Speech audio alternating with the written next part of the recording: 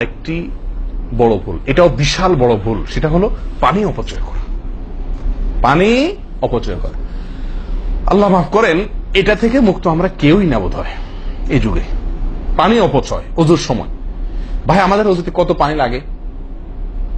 আপনি যদি, আমরা তো বেশিরভাগ লোক এখন ট্যাপে ওযু করি না, আপনি যে ট্যাপটা ব্যবহার করেন ওই ট্যাপের নিচে যদি একটা কি রাখেন, বালতি রেখে দেন, আপনি ওযু করার শেষে লক্ষ্য করে দেখেন একটা খালি বালতি যদি রাখেন কি পরিমাণ পানি পড়বে আনুমানিক? প্রায় এক বালতির মতো হয়ে যাবে না?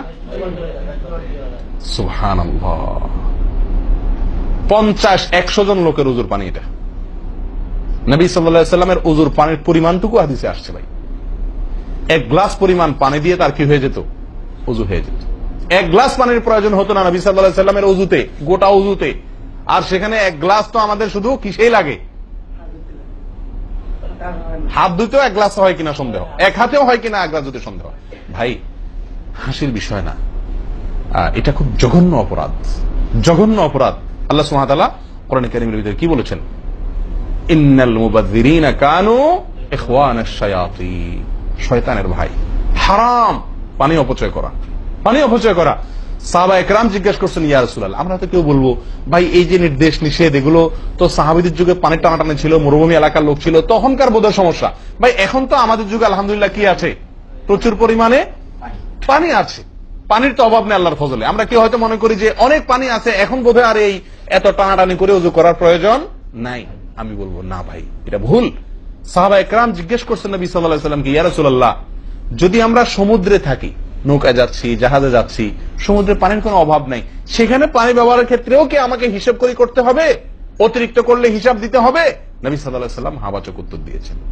ও ভাই, তাহলে বোঝা গেল যে পানি ট্যাঙ্কিতে আছে, আপনার লাইনে পানি আছে, এই জন্য আমি পানি অপচয় করার অনুমতি আমাকে শরীয়ত দেয় নাই।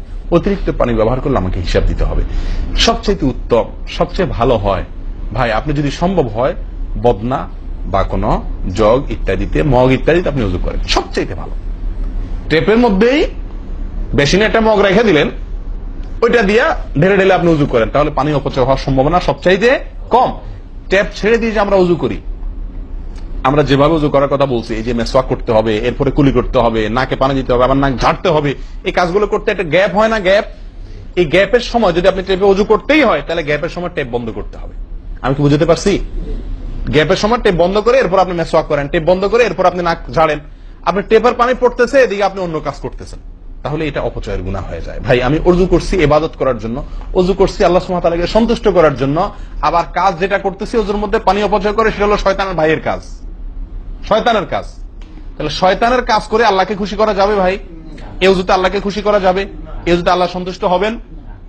ওযু করলে নবী সাল্লাল্লাহু আলাইহি ওয়াসাল্লাম বলেছেন, দিনে 5 বার ওযু করলে, একটা মানুষ 5 বার গোসল করলে যেরকম তার শরীরে ময়লা থাকে না, একটা মানুষ দিনে 5 বার 5 ওয়াক্ত সালাতের জন্য ওযু করলে ওই লোকের অন্তরে বা ওই লোকের ভিতরে গুনাহ থাকে না, আল্লাহ তাকে গুনাহ থেকে পরিচ্ছন্ন করে দেন, পবিত্র করে দেন, ধুয়ে পরিষ্কার করে দেন 5 বার ওযু করার মাধ্যমে। ও ভাই, ওযু আমাকে পরিষ্কার করে দিবে, আমাকে পবিত্র করে দিবে, আমাকে পরিচ্ছন্ন করে দিবে, আমাকে সাফ করে দিবে। কখন? যদি ওযুটা আমি সুন্দরভাবে করি।